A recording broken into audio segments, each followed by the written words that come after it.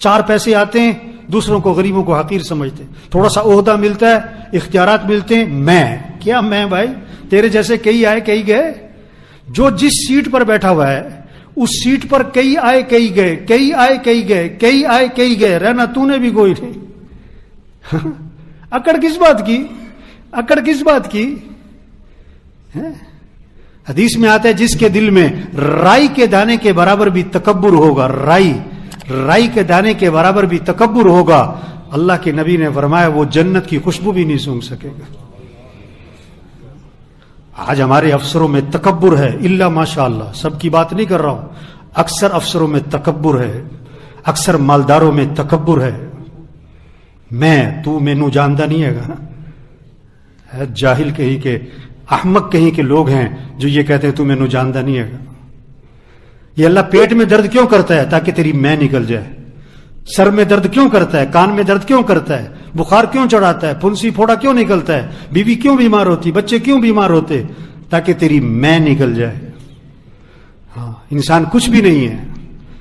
اللہ کو بندے کی تواضع پسند ہے، عاجزی پسند ہے، کچھ نہ ہونا، ہم کچھ نہیں ہیں. حدیث میں آتا ہے جو تواضع اختیار کرتا ہے، چھوٹا بنتا ہے، اللہ خود اسے بلندی عطا فرماتے ہیں، اور جو خود بڑا بننا چاہتا ہے اللہ اٹھا کے نیچے پھینکتا ہے. ہاں، اللہ کو تواضع پسند ہے، عاجزی پسند ہے، دلوں کو صاف رکھنا پسند ہے.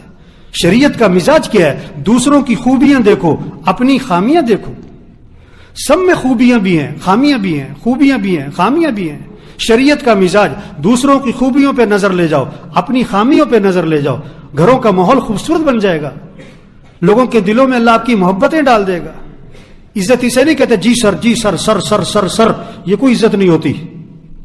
میں نے ایک کو فون کیا تو اس نے اپنے افسر کو نا اتنی بڑی گالی دی اور کہتا میں ادھر جا رہا ہوں اس لیے میں آ نہیں سکتا ہوں. اس نے مجھے بلایا، میں نے کہا وہاں جا کے تو سلوٹ مارے گا، ابھی گالی دے رہا ہے. کہتا وہ تو مجبوری ہے. اسے عزت نہیں کہتے جی سر. ہاں، دلوں میں عزت دلوں میں ہوتی ہے. پسے پشت کیا کہا جاتا ہے؟ کسی کے پسے پشت کیا کہا جاتا ہے؟ ہر افسر کے بارے میں اس کے پسے پشت کیا کہا جاتا ہے؟ یار بہت اچھا آدمی. یا کیا کہا جاتا ہے؟ یار بہت سخت ہے، بہت غلط آدمی، یار بہت رحم دل ہے، یار بہت اکڑ ہے، بڑا تکبر ہے، یار بڑی عاجزی ہے، یار بڑا سریا ہے اس کی گردن میں. ہاں، اخلاق اچھے بنائیں، تواضع پیدا کریں، دوسروں کی اچھائیاں دیکھیں، خامیاں نہ دیکھیں. خامی نظر آئے پردہ ڈالو. حضور اکرم صلی اللہ علیہ وسلم کے پاس جنازہ لایا گیا، آپ جنازہ پڑھانے کے لیے آگے ہوئے. ایک حضرت عمر رضی اللہ عنہ سامنے آ گئے، حضور اس کا جنازہ مت پڑھائیں. کیوں؟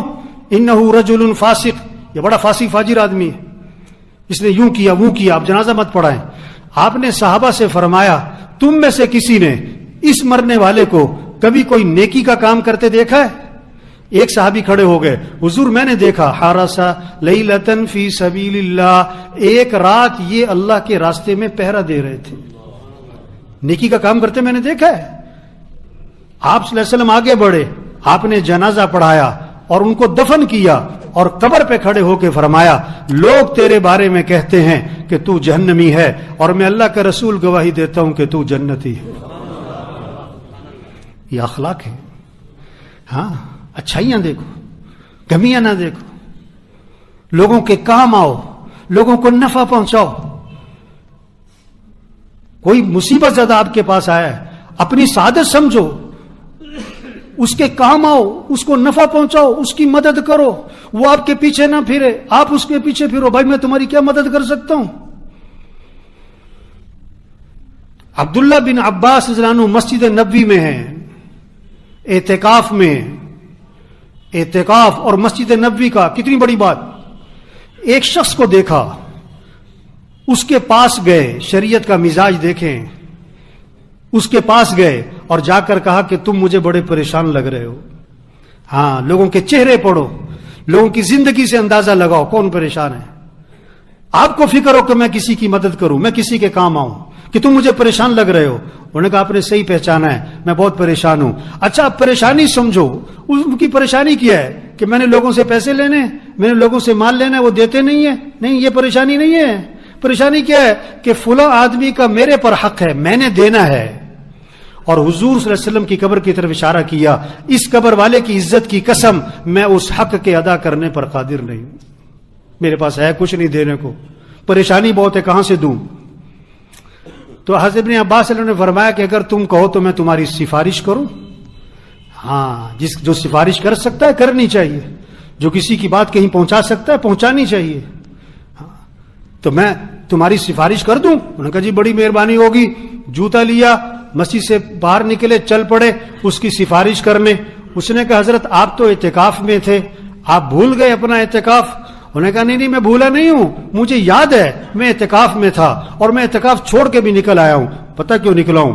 اور حضور صلی اللہ علیہ وسلم کی قبر کی طرف اشارہ کیا، میں نے اس قبر والے سے سنا ہے اور ابھی زمانہ زیادہ نہیں گزرا ہے. یہ کہہ کر آنکھوں میں آنسو آ گئے.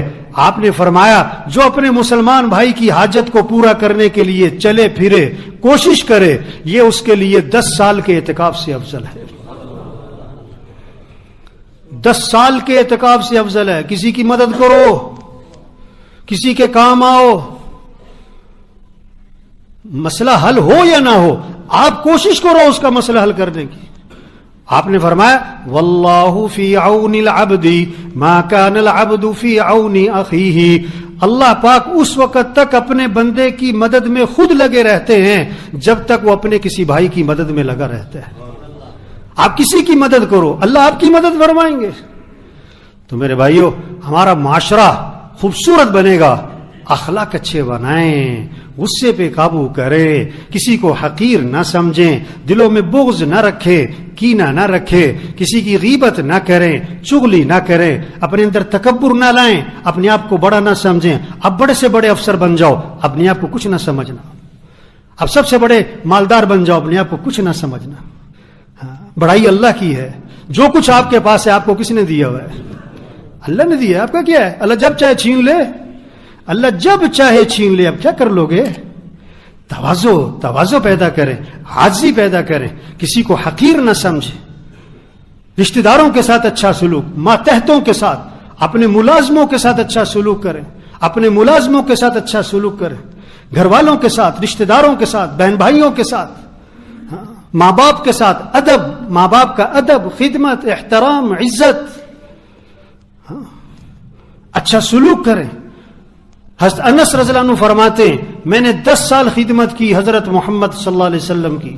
10 سال سید الکونین حضرت محمد صلی اللہ علیہ وسلم کی خدمت 10 سال کی، اور 10 سال کے عرصے میں اللہ کے رسول نے مجھے کبھی بھی کیوں کا لفظ نہیں فرمایا.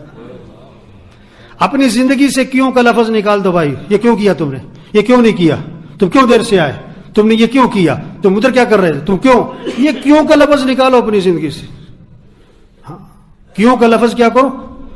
10 سال حضرت انس فرماتے میں نے نبی کی خدمت کی ہے. اگر میں نے کوئی کام کیا، اللہ کے نبی نے یہ نہیں فرمایا کیوں کیا. اگر میں نے کوئی کام نہیں کیا تو 10 سال میں یہ نہیں فرمایا کہ کیوں نہیں کیا. یہ کیوں کا لفظ زندگی سے نکال دیں اور ایک جملہ زبان پر زیادہ لائیں، گھروں کا ماحول خوبصورت بنے گا. کیا؟ کوئی بات نہیں. کیا کہو؟ ابھی آپ بھوک لگی ہوئی ہے اور جناب گھر گئے کھانا کھانے کے لیے، اب کھانا لگایا نا تو نمک تیز، تو کیا کہو؟ کیا کہو؟ ہاں آسان نہیں ہے، بڑا غصہ آتا ہے اس وقت. کیا کہو؟ ابھی آپ بڑی تیزی میں باہر نکلے تو آپ کی گاڑی کے سامنے کسی نے گاڑی لگائی ہوئی ہے، اب 10 منٹ آپ کو انتظار کرنا پڑا. جب وہ آئے تو کیا کہو؟ وہ کہو تو صحیح بات. کیا کہو؟ ہاں بڑا مشکل ہے کہنا اس وقت. جو خدا نخواستہ اللہ سب کی حفاظت فرمائے، گاڑی لگ جاتی ہے سڑکوں پہ. اب گاڑی لگ گئی تو کیا کہو؟ کیا کہو؟ کہتا کوئی نہیں ہے. بہت سی باتیں طبیعت کے خلاف آئیں گی، اور کوئی بات نہیں، ہو گئی اب کیا کرے. جان کے تو کوئی بھی نہیں مارتا، جان کے کوئی نہیں مارتا. کتنی لڑائی، ابھی بھی میں آ رہا تھا رستے میں لڑائی ہو رہی تھی. زندگی اپنی خود آسان بنائیں میرے بھائی، اخلاق سیکھیں. سب سے پہلی بات نیت کرو کہ اخلاق اچھے بنانے ہیں، انشاءاللہ نیت ہو. دوسری بات اللہ سے دعا مانگے، اللہ مجھے اچھے اخلاق عطا فرما، اللہ مجھے بد اخلاقی سے بچا لے. تیسری بات کوشش کریں، اخلاق اچھے بنانے کی کیا کریں؟ جس کا جھگڑا چل رہا ہے نیت کرو جھگڑا ختم کرنا ہے انشاءاللہ. جھگڑا کیا کرنا ہے؟ ختم کرنا.